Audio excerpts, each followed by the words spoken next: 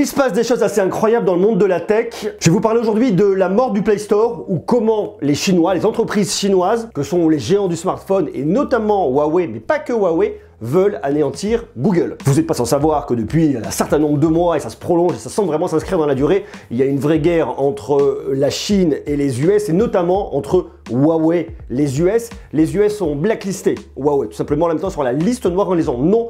Plus aucune entreprise américaine ne peut commercer avec Huawei. Huawei est soupçonné d'espionner pour le compte de Pékin, de donner des informations à la Chine. Donc les US de Donald Trump ont dit stop, Huawei, vous ne bosserez plus avec nous. Alors ça implique beaucoup de choses et notamment celle dont moi je vous parle aujourd'hui, c'est la problématique liée à Android. Vous n'êtes pas sans savoir que les smartphones de Huawei tournent sur Android et que sans licence Android, ils peuvent uniquement utiliser la version libre, la version la plus simple, sans aucune application de Google. Ce qui veut dire que vous n'avez pas de Gmail, vous n'avez pas de carte, vous n'avez pas de YouTube, vous n'avez pas plein de choses. Ça bloque vraiment Huawei. Je vous en ai effectivement parlé dans ma vidéo de test du Mate 30 Pro, qui est le premier smartphone à être sorti sans la licence, qui était quand même disponible. Alors il y avait un petit hack qui consistait à installer le Play Store, ce que je ne vous recommandais pas parce qu'on n'avait aucune visibilité là-dessus. Ça me semblait pas être extrêmement fiable. Je peux pas garantir derrière la sécurité. Je peux pas vous garantir qu'il n'y ait pas de backdoor. Je peux pas vous garantir que vos infos seront complètement protégées. Donc je veux pas vous pousser là-dessus. Je veux pas vous inciter à le faire. Et on a vu à quel point c'était handicapant pour un smartphone d'être utilisé. En tout cas, avec les usages qu'on en a nous, en tout cas les usages que j'en ai moi, pas de Gmail, pas de YouTube. Et c'est tout de suite très compliqué. Autant le smartphone est génial, autant l'utiliser sans, ça coince un petit peu. Un très beau produit, une très belle finition, un produit très sympa que je trouve vraiment cool, mais que malheureusement, je peux pas forcément venir vous recommander aujourd'hui à cause de ce problème de Play Store. Huawei s'est donc dit on va pas se laisser abattre, on va sortir notre propre OS, Harmony OS, qui a l'air en tout cas plutôt alléchant, mais il rencontre une vraie problématique, c'est de faire venir des développeurs externes. Pourquoi? Parce que les développeurs, notamment les petits développeurs, eh bien vous savez, ça prend beaucoup de temps pour développer, le temps c'est de l'argent, et ils sont pas sûrs qu'en face, il y ait une vraie clientèle qui soit là pour acheter leurs applications, pour utiliser, pour monétiser leurs applications. Donc, pas forcément un énorme engouement derrière. En tout cas, ça peut être vraiment un point bloquant pour Huawei. D'ailleurs, Huawei lancera fin mars, a priori fin mars 2020 à Paris, son nouveau flagship que serait le P40. D'ailleurs, j'en ai déjà parlé du P40. Vous avez toutes les rumeurs là qui sont par ici, vous pouvez y aller, vous avez toutes les infos pour avoir un peu le portrait robot de ce futur smartphone qui, à mon avis, va continuer à déchirer. Le P30 Pro, c'est déjà très bon. Le P40 Pro, à mon avis, il va être là, il va faire très mal. Donc abonnez-vous, laissez-moi aussi un joli pouce. Pour l'algorithme, il faut laisser des pouces, ça permet à la vidéo d'être vue, d'être découverte. Donc n'hésitez pas, des pouces, des bisous, de l'amour, et puis les commentaires en bas pour me dire si vous allez bien. Huawei est donc dans une situation très délicate, et les autres constructeurs chinois se sont dit, ça peut sentir potentiellement roussi, on n'est pas accusé comme Huawei de travailler pour le compte de Pékin, mais on ne sait pas ce qui peut se passer à l'avenir. En tout cas, ça a vraiment montré une fragilité et une vraie dépendance de Google. Je pense qu'ils le savaient, mais qu'ils n'imaginaient pas être bloqués de cette manière-là. Ils ont donc décidé de passer à la contre-attaque en créant le Global Developer Service Alliance. C'est un conglomérat, c'est un rassemblement de géants du smartphone chinois. Huawei, Oppo, Xiaomi et Vivo. À eux seuls, ils sont vraiment énormes. Ils représentent un marché vraiment colossal avec plein de beaux smartphones, plein de belles propositions et dont en tout cas 3 aujourd'hui ont encore accès au Play Store sans aucun problème que sont Vivo, Oppo et Xiaomi. Ils ont donc décidé de créer une plateforme pour les développeurs d'applications. C'est un équivalent du Play Store, ni plus ni moins. L'idée c'est de se dire qu'ensemble, regroupés, on est beaucoup plus fort qu'à un. Huawei effectivement peut rencontrer des difficultés avec Harmony OS, mais si derrière vous mettez Huawei, Oppo, Vivo et Xiaomi, tout de suite ça va faire un petit peu masse, ça représente un plus gros marché et ça peut vraiment leur permettre de lutter, de se positionner face aux US, face à Google, face au Play Store. Et forcément, ça risque de faire très mal au Play Store. Ils ont un site sur lequel ils expliquent bien, je vais vous le montrer dans quelques instants, j'ai l'ordi qui est juste là. En fait, le marché visé, c'est 9 pays et plusieurs régions. Parmi les pays cités, il y a l'Inde, l'Indonésie, la Malaisie et la Russie. Ils ne citent en aucun cas la Chine, alors que ce sont des acteurs chinois. Pourquoi ? Tout simplement parce qu'en Chine, vous avez une grosse censure et que de toute façon, les services Google ne sont pas accessibles, à moins d'utiliser un VPN qui globalement reste quand même sensiblement anecdotique. Donc pour l'instant, le problème ne se situe pas en Chine. Je pense qu'ils disent, ok, en Chine, on a chacun nos positions, chacun nos business, on ne va pas les toucher, on reste concurrent sur le marché chinois, on reste concurrent en dehors, par contre, on va se regrouper pour lutter contre Google et pour lutter contre le Play Store. Alors on pourrait se dire, ok, pourquoi pas l'Inde, la Malaisie, l'Indonésie, la Russie, pourquoi pas, ça a un sens, mais pourquoi pas l'Europe ?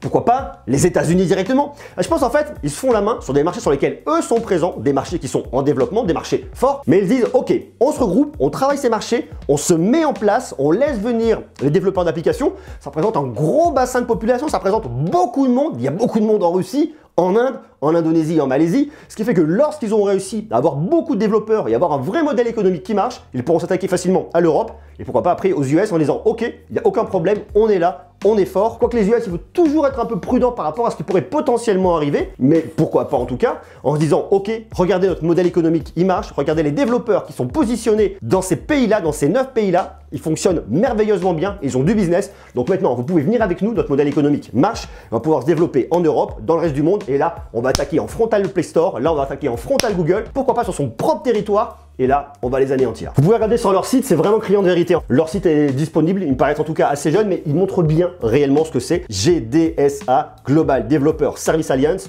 Vous avez les derniers jours, application pour uploader, mettre à jour, vous voyez un petit peu comment ça fonctionne, ça s'inscrit. On a un petit about pour vous expliquer qui ils sont. On voit bien les pays, Inde, Indonésie, Russie, Malaisie. Vous avez des emails pour les contacter. Ils nous mettent Oppo, Vivo, Xiaomi. On ne voit pas apparaître Huawei là-dessus, assez surprenant d'ailleurs. Les petites mises à jour en update, les events, ça veut donc dire qu'il y aura des événements qui seront organisés très probablement pour fédérer un petit peu tout ce beau monde. Alors ça risque de venir tout ça, je pense qu'il va y avoir des choses qui arriveront, mais pour l'instant c'est vraiment le début. Contact, support, c'est vraiment le début, mais en tout cas, ce qui est sûr et ce que ça montre, c'est que ça, c'est une vraie arme de guerre contre le Play Store. Je vous en ai déjà parlé dans ma vidéo quand on avait appris effectivement que les États-Unis avaient banni Huawei du territoire américain en disant vous ne pouvez plus travailler avec Google, vous n'avez pas la licence Android, vous ne pouvez plus du coup utiliser le Play Store. Ça me paraissait évident que cette entreprise en tout cas, ou que beaucoup d'autres entreprises allaient prendre des positions pour venir se protéger contre les US et contre les problèmes qui pourraient potentiellement leur arriver avec un bannissement et un blocage du Play Store. Ce qui se passe aujourd'hui, ça peut aussi fragiliser Google parce que Google a la mainmise sur les OS au niveau des smartphones et au niveau des tablettes. Si demain les autres entreprises se sentent en tout cas potentiellement en danger, elles peuvent déjà, toutes les entreprises chinoises, pourquoi pas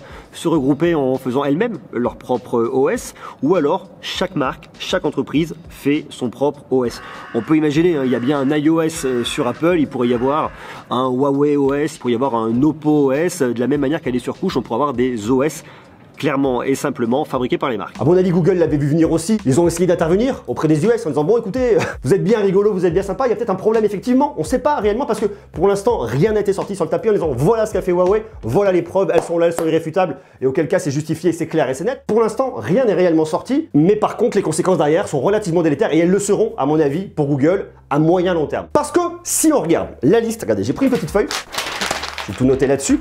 Si on regarde la liste des plus gros vendeurs de smartphones dans le monde. Alors vous avez au début un trio de tête avec Samsung. Alors Samsung qui est coréen, qui utilise Android, mais qui n'est absolument pas dans le viseur là-dessus des États-Unis, donc il n'y a absolument aucun problème. Vous avez Huawei qui est chinois et qui du coup basculerait sur cet OS-là à plus ou moins long terme. Donc ça ne va pas se faire cette année-là. J'imagine que ça se fera peut-être d'ici un an et demi, le temps que tout s'organise, mais ça commence en tout cas à se mettre en marche. Il y a Apple, effectivement, avec iOS, qui est une entreprise américaine, donc il n'a absolument aucun problème là-dessus.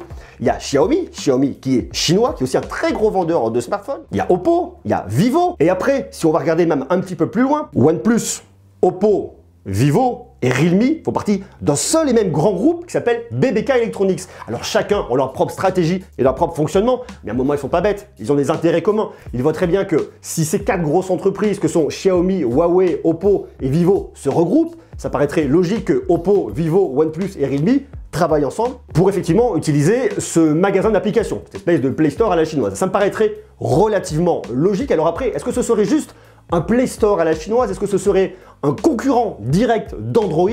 Pourquoi pas? Ça peut réellement aussi avoir un sens. Ce qui est sûr, c'est que si le pari est gagné pour la Global Developer Service Alliance, ça va faire très mal à Google, parce que si beaucoup d'utilisateurs dans le monde entier switchent du Play Store à leur magasin d'applications à eux, s'ils switchent, pourquoi pas, d'un Android à leur propre OS à eux, clairement in fine, à moyen et long terme, c'est ce qui devrait arriver, c'est ce qui paraîtrait en tout cas logique qui arrive. Ça pourrait faire beaucoup de mal à Google, qui monétise ses services, qui pourrait faire partir beaucoup d'utilisateurs, beaucoup d'argent, parce que derrière il y a de la monétisation, je sais pas vous, mais moi j'utilise par exemple Google Photos, je paye un petit abonnement pour avoir mon stockage de photos, tout ça pourrait partir. Alors ça va pas se faire tout de suite, ça va pas se faire immédiatement, j'imagine pas effectivement que tous les utilisateurs vont quitter Google pour aller sur un service qui pour l'instant n'existe pas encore, mais souvenez-vous, si vous regardez un petit peu plus en arrière, si vous remontez jusqu'au début des années 2000-2005, est-ce que vous vous souvenez de votre email @AOL, @Caramel, @Lycos, de tous ces services qui aujourd'hui ont disparu et qui pourtant à l'époque nous paraissaient indétrônables. On sait que sur le web tout va très vite, donc ça paraît pas déconnant que Google puisse perdre de sa superbe